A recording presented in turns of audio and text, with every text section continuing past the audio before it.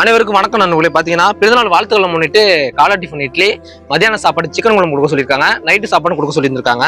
பேர் நான் பார்த்தீங்கன்னா திவானி, ஸ்ரீ, மாரி, சுமதி, சிவகுமார், மகாலட்சுமி, ராமநாதபுரம் மாவட்டம், திருவானை தாலுக்கா, அஞ்சுக்கோட்டை போஸ்ட்டு, ஊர் பார்த்தீங்கன்னா கரையக்கோட்டை. இனி பிறந்தநாள் வாழ்த்துக்கள்மா, நீ எங்க இருந்தா நல்லா இருக்கணும், மறக்காம கமெண்ட்ல வந்து எல்லாருமே வாழ்த்து நண்பர்களே. நன்றி, வணக்கம்.